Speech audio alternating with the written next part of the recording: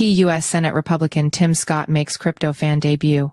After years of consequential silence on digital assets, the top Republican on the Senate Banking Committee stormed a Bitcoin 2024 stage as a booster.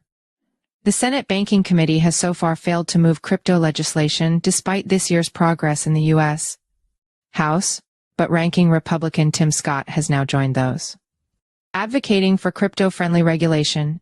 He and other U.S. lawmakers spoke in support of the industry at the Bitcoin 2024 event in Tennessee, and several speakers specifically favored using Bitcoin as a reserve asset for the U.S., including MicroStrategy's Michael Saylor and ARK Invest's Cathie Wood.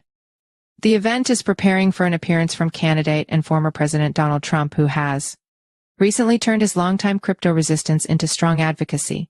U.S. Sen. Tim Scott, R-S.C., the top Republican on the Senate Banking Committee who may be in position to be its next chairman, argued at a Bitcoin 2024 appearance on Friday that the government should make it easy for the crypto industry to innovate in the U.S. It's a common refrain from Republican lawmakers these days, but Scott, the direct counterpart of crypto skeptic Chairman Sherrod Brown D. Ohio, had stayed relatively quiet on crypto as that committee became the bottleneck for U.S. legislation. He broke that reticence with his lively crypto debut at Bitcoin 2024 in Nashville 10, where he shouted the merits of digital assets. Scott could become chairman of that committee, which oversees U.S. financial regulation if Republicans retake the Senate majority after the November elections. We have to get rid of the folks who are in the way, he said, speaking alongside us. Sen. Cynthia Lummis, RWIO, and lambasting Securities and Exchange Commission Chair Gary Gensler as a crypto policy roadblock. Chairman Gensler, Lord have mercy. Hit the road, Jack, and don't you come back. No more, no more, no more. Before Friday, Scott, who'd been among those running for the Republican presidential nomination this year, had been relatively quiet on crypto issues, even as Democrats on the committee, such as Sen. Elizabeth Warren, DMAS, became outspoken critics of the industry.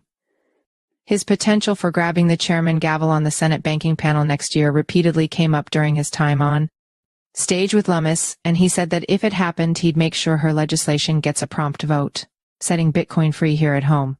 Lummis has reportedly been pushing recently for a bill that would call for the Federal Reserve to hold some Bitcoin as a strategic reserve asset. She didn't get into the topic during her appearance on Friday, though many at the event hope former President Donald Trump mentions that idea when he's set to appear at the conference on Saturday. The innovations of Bitcoin are now becoming more clear in the U.S. Senate, and it's also becoming more clear who wants to protect the innovation and who wants to regulate it, Lummis said. Legislation to regulate crypto has passed in the House of Representatives but is so far languishing in the Senate. Advocates are still hoping something can get through at the end of the year, but the odds remain slim. As for new crypto legislation at this stage of the congressional session, with the 2024 election looming and the session speeding toward its end, it's unlikely to find sufficient traction to become law, but such efforts can sometimes begin a negotiation for future bills. The senators took the stage soon after Michael Saylor, executive chairman of software firm MicroStrategy, MSTR, the largest corporate holder of Bitcoin, advocated that the U.S. should aim to acquire 4 million BTC to boost its treasury and build its financial strength. He said only one or two nations will have an opportunity to enjoy what he described as the token's massive future growth to that extent. Bitcoin is not the solution to all our problems, Saylor said. It is the solution to half our problems. ARK Invest CEO Cathie Wood also praised the notion of a strategic Bitcoin reserve for the U.S. If they do it in the right way, meaning this is not an instrument of monetary policy at all, but it simply goes on our balance sheet, this could be transformational, she said.